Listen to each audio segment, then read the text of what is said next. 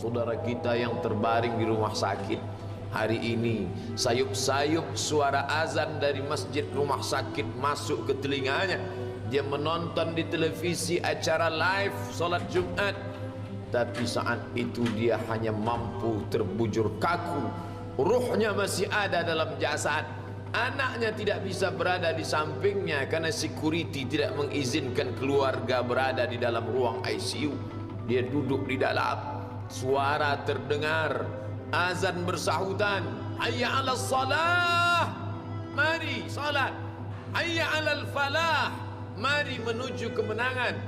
Dia hanya bisa meneteskan air mata. Kenapa? Kalau dulu dia waktu sehat sempat beribadah, penyesalannya tidak terlalu banyak. Tapi kalau di saat sehat walafiat tak sempat untuk menempelkan kening ke lantai, tak sempat melangkahkan kaki ke rumah Allah, tak sempat mendengarkan khutbah, maka tak ada duka di atas duka. Air mata yang meleleh tak dapat mengembalikan masa lalu. Lan tarji'al ayyamul lati madat, yang lalu tak dapat diulang kembali. Air mata darah menangis. Yang sakit tak akan sembuh, yang mati tak akan hidup. Penyesalan selalu datang di akhir perbuatan. Belum pernah orang menyesal sebelum perbuatan berlalu. Selalu penyesalan di akhir. Di saat itu penyesalan tak lagi bermakna. Apa kata mereka ketika melihat azab Allah? Rabbana, hai Tuhan kami, ya Rabb kami, absarna, mata kami sudah melihat azab, wa sami'na, telinga kami sudah mendengar suara tangisan, teriakan, pekikan di dalam neraka. Farji'na, kembalikan kami lagi ke dunia, na'mal salihah, kami ingin beramal saleh, inna muqinun, kami yakin seyakin-yakinnya. Tapi saat itu penyesalan tak lagi bermakna, karena dunia tak mungkin utuh semula, karena sudah menjadi sunnatullah yang lampau tak akan kembali. Idza sama'un fatarat, langit terbelah, wa idzal kawakibun tasarat, planet-planet bertabrakan, wa idzal biharu fujirat, lautan diledakkan, diletupkan, wa idzal quburu bu'asirat, semua yang dikubur dibangkitkan.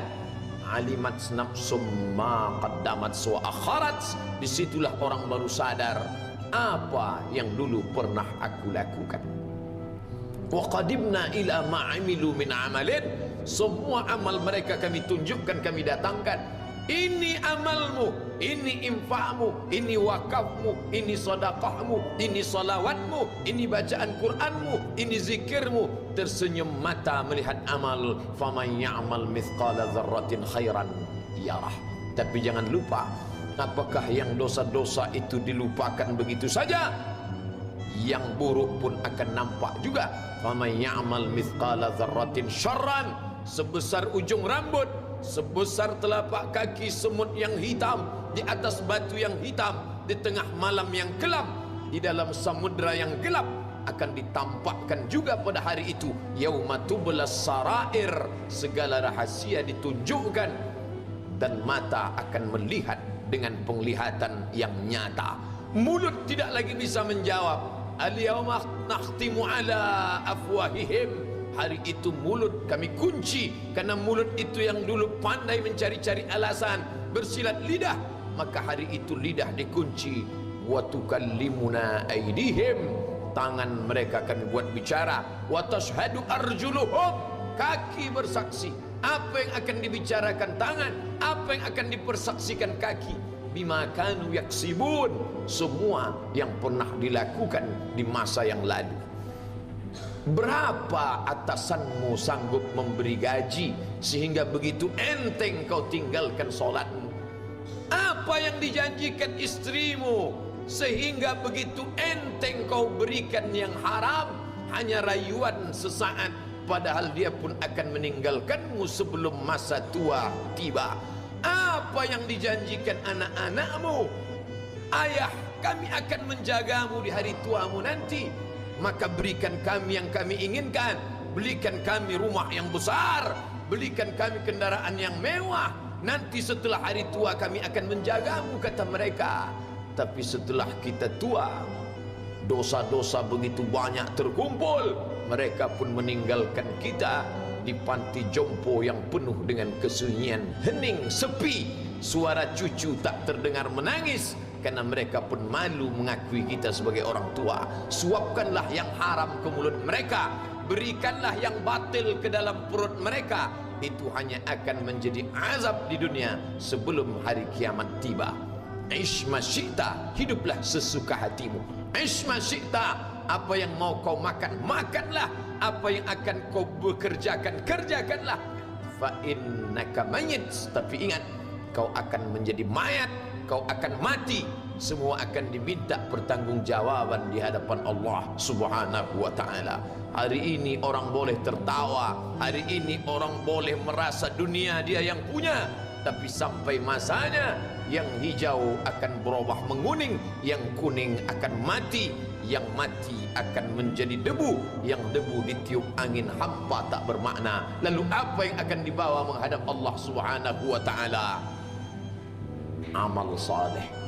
Kalau pernahlah mulut itu membaca sepotong dua potong ayat sebelum berangkat bekerja, kalau sempatlah masuk ke kamar mandi mengambil air wudhu, solat sunat duha sebelum berangkat bekerja, kalau sempatlah ketika duduk dalam suasana santai membuka iPad lalu dibuka Quran digital sambil melihat beberapa ayat merenungkan maknanya, mengingat mati, kalau sempatlah mulut mengucapkan subhanallah wa bihamdihi subhanallahil azim, kalau sempatlah anak istri dibawa ke masjid iktikaf mendengarkan pengajian, kalau sempatlah beberapa persen dari pendapatan itu dilimpahkan ke rumah anak yatim panti jompo masjid, kalau sempatlah beberapa meter tanah dibeli untuk pembebasan mendirikan rumah Allah, kalau sempat memberikan beberapa karpet untuk rumah yang selalu ditinggalkan, kalau sempatlah membelikan beberapa kilo beras untuk yatim piatu dan panti jompo,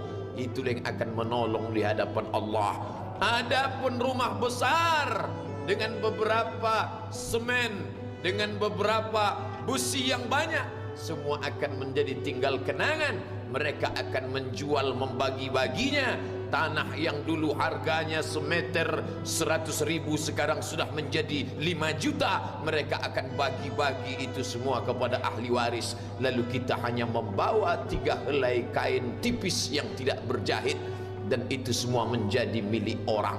Kalau dulu mereka kita didik dengan pendidikan yang baik, di tengah malam mereka bangun menetes air matanya, lalu dia berdoa, Rabbighfirli wa liwalidayya warhamhuma kama rabbayani shaghira, seperti tetesan embun di tengah gurun Sahara yang panas.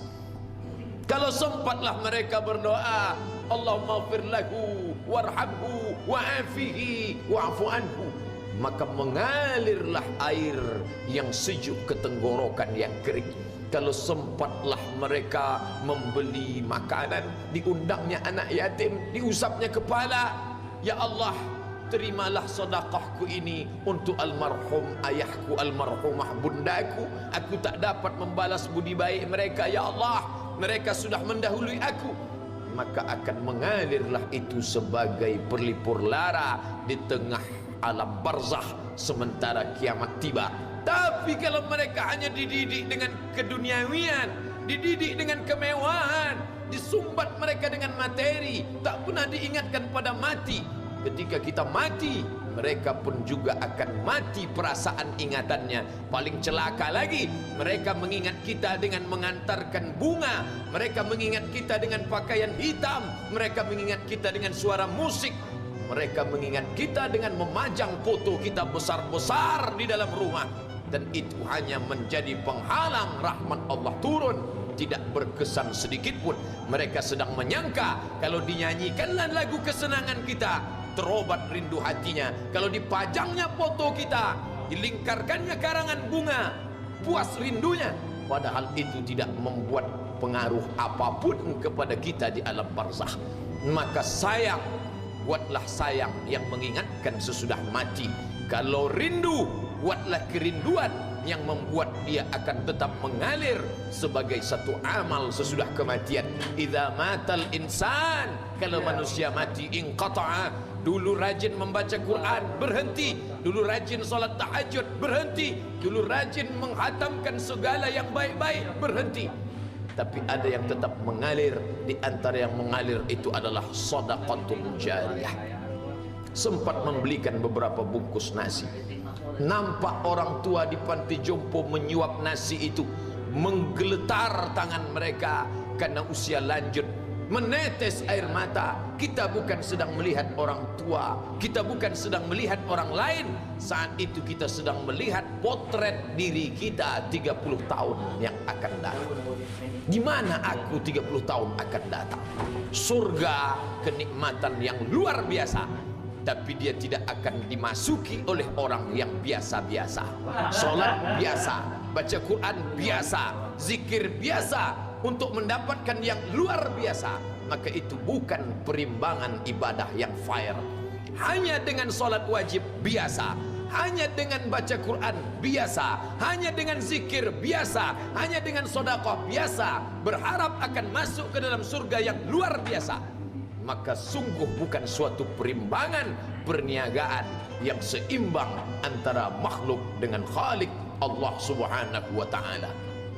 Khutbah Jumat ini kembali mengingat kita, mengajak merenung bersama. Kita ini mau kemana? Di sini untuk apa? Yang kita bawa menghadap Allah itu apa? Apakah nama, jabatan, kebesaran, harta benda ikut menghadap Allah? Tidak. Dia akan tinggal menjadi puing-puing kenangan. Yang akan dibawa adalah amal saleh. Makanya kita selalu berdoa selesai wudu, Allahumma ja'alni minat tawabin waj'alni minal mutatahhirin. Ditutup dengan waj'alni min ibadikas salihin. Karena orang yang saleh lah yang selamat dari kerugian, yang lain rugi. Innal insan, semua manusia lafi khusrin, rugi. Yang kaya rugi, yang punya kuasa rugi, yang ganteng rugi, yang punya anak rugi, yang punya istri rugi. Tapi ada yang beruntung, illallazina amanu, kecuali yang beriman, wa amilus salihati, dan beramal saleh. Itulah orang yang beruntung, karena dia akan hidup dalam kehidupan yang kekal abadi, membawa iman dan amal salehnya. Kalau sampai hari ini masih bersemayam di dalam diri kita, mari kita jaga. Dan kita berharap kepada Allah husnuzan, Allah menutup usia kita ini dengan husnul khatimah. Ketika itulah malaikat datang memanggil, menyambut, ya ayyatuhan nafsul mutmainnah, wahai jiwa yang tenang, irji'i ila rabbiki, kembalilah engkau kepada Tuhan Rabbmu, radiyatan mardiyah, engkau ridha kepada Allah, Allah pun ridha menerima engkau sebagai hambanya. Fadkhuli fi ibadi, masuklah engkau ke dalam golongan hambaku. Wadkhuli jannati, masuklah engkau ke dalam surgaku. Saat itu ruh keluar dari badan seperti tetesan air di hujung daun yang lembut menetes.